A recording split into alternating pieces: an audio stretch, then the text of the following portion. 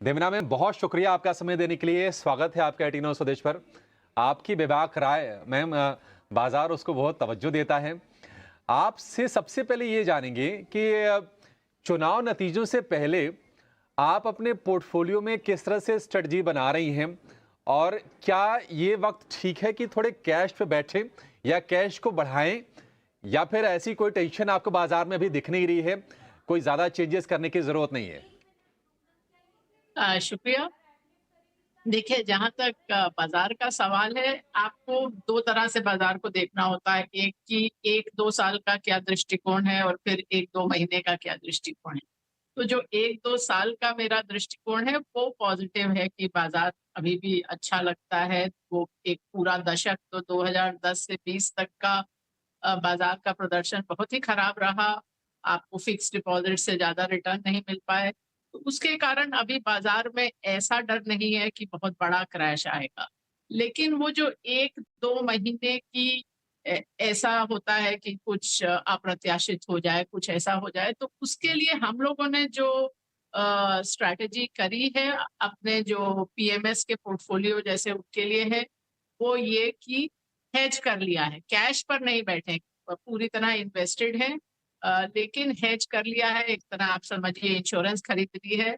और वो हमने मार्च में भी खरीदी थी, उसके बाद अप्रैल में फिर से ले ली कि वहाँ पर अगर बाज़ार में अ, बड़ा कोई मूव नीचे की तरफ आए तो आपका जो लॉस है वो लिमिटेड रहे, तो ये हेज का पर्पज़ होता है। तो क्योंकि अधिकतर समय आपको बाज़ार में निवेशित रहना ही आपके लिए बेहतर रहता है, क्योंकि सब समझते हैं कि बाज़ार में निवेशित रहने का एक रिस्क रहता है कि बाज़ार गिर सकता है, लेकिन निवेशित ना रहने का भी एक रिस्क होता है, जो अक्सर हम समझते नहीं हैं। ये हमने विश्लेषण किया था कि आप पिछले 40-42 साल देखें, जब से सेंसेक्स शुरू हुआ, वो जो 15-16% रिटर्न आया, अगर आप 40 साल में भी 10 जो सबसे अच्छे दिन थे, वो अगर आप मिस कर देते हैं, तो 2 तिहाई रिटर्न आप मिस कर देते हैं। अगर आप 30 सबसे अच्छे दिन मिस कर देते हैं, तो आप 90% रिटर्न मिस कर देते हैं। तो मतलब 100 का 60,000 होने की बजाय 6,000 रह जाता है। इस प्रकार का डेटा आता है। तो इसलिए जैसा मैंने कहा कि जब क्रैश आपको मालूम है होने वाला है, वो एक आध बार ही होता है। जैसा कि आप मेरा अगर फरवरी शुरू का 2020 का ट्वीट देखें, तो बहुत क्लियरली बोला था कि ये बहुत ही कुछ अप्रत्याशित हो रहा है। उस समय हम लोगों ने काफ़ी कैश में भी गए थे, पर अभी वो स्थिति नहीं है। अभी हो सकता है कुछ उतार-चढ़ाव हो, इसलिए इंश्योरेंस ले लिया है, हेज ले लिए है, पर निवेशित हैं। ठीक है। मैम, ये आपकी एडवाइस काफ़ी वैल्यूएबल है और मेरे को ये बात बिल्कुल कहने में कोई भी संकोच नहीं है कि देखिए मार्केट के अंदर आप निवेशित रहिए। बस एक ही चीज़ मैं देवना मैम की इस बहुत ही सावधानी और सुलझी हुई एडवाइस के साथ जोड़ना चाहता हूँ, वो है मर्यादा में। लीवरेज वेवरेज का थोड़ा ज़्यादा इस्तेमाल मत करो, थोड़ा आप आराम से रखो और ये मार्केट 100% आपको देके जाएगा। जैसे खुद मैम आपको बता रहे हैं, अगर 10 दिन भी अच्छे आ गए तो आप अपनी वेल्थ को खुद से देखो कैसे बढ़ेगी।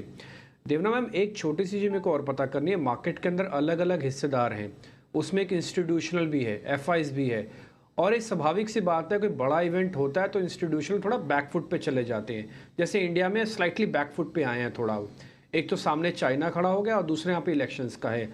सर ये मैम, ये पोस्ट इलेक्शन वापस आ जाएंगे इंडिया में? अभी उनकी लॉन्ग होल्डिंग मैं आपको अपडेट कर देता हूँ, करीब करीब 30% अराउंड है। ये 50% क्रॉस हो जाएगी क्या? देखिए, मेरा अपना ये मानना है, और मानना नहीं है, ये बिल्कुल डेटा पे आधारित बात है कि आप ये जो अटकलबाज़ी लोग लगाते हैं कि एफआईआईज़ कितना निवेश करेंगे, नहीं करेंगे, मैं पूछती हूँ कि आपने ये भी देखा है कि उनके निवेश करने ना करने से बाज़ार पे कुछ असर भी होता है या नहीं? क्योंकि हमने ये विश्लेषण किया था और हमको तो कोई कोरिलेशन नहीं नज़र आया कि जब एफआईआईज़ निवेश करते हैं तब बाज़ार ऊपर जाता है, या जब वो पैसा निकालते हैं तो बाज़ार नीचे जाता है, ऐसा कुछ भी नहीं है।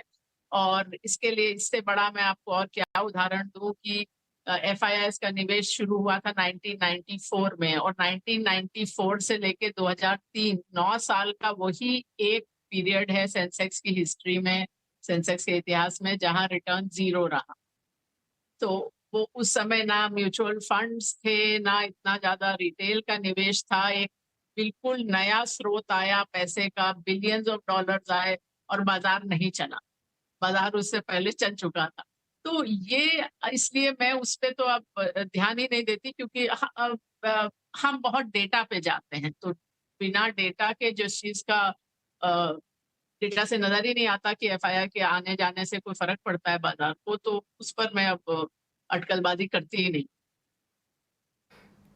ठीक है, नमस्कार देवीना, मैं सृष्टि बात कर रही हूँ और बहुत ही मज़ा आया आपके पूरी एनालिसिस, डेटा पॉइंट्स और साथ ही आपके टेक को सुन के कि उतार चढ़ाव तो रहेंगे, पर इस बीच अगर आपने वो बेस्ट डेज अगर छोड़ दिए तो आप बड़े रिटर्न्स भी छोड़ सकते हैं। पर देवीना, क्योंकि एक बड़ा इवेंट है जो कि कई सालों के बाद आता है और इस नई सरकार में हमने देखा कि जो पिछले 10 साल से मोदी जी की सरकार चल रही थी, तो उसमें कई सारी थीम्स में पार्टिसिपेशन बहुत ज़्यादा आया, जैसे कि डिफेंस, रेलवेज आप ले लीजिए, कई सारे पीएसयू काउंटर्स चले।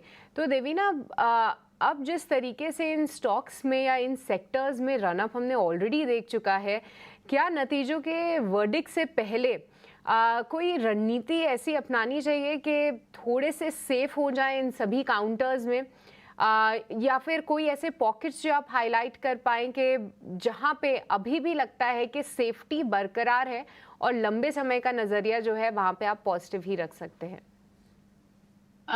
सृष्टि, मैं आपको वही बता सकती हूँ कि हमारी क्या रणनीति रही है, कहाँ हमारा ओवरवेट कॉल है। तो एक तो वो सेक्टर है जो मैं अभी तो 2 ढाई साल से आपके चैनल पर भी बात करती रही हूँ, कैपिटल गुड्स और इंडस्ट्रियल मशीनरी, जो अधिकतर लोगों ने 2023 में बात करनी शुरू की। हम अक्टूबर 2021 से उसमें ओवरवेट हैं।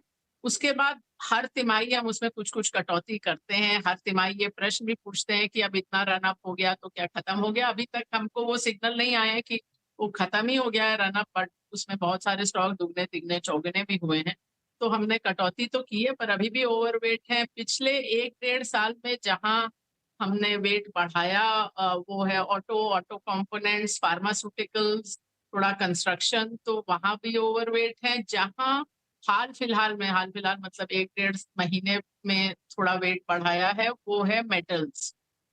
सो अ अ, वहाँ पर अभी हम ओवरवेट हैं, जहाँ हम लोग पहले ओवरवेट नहीं थे।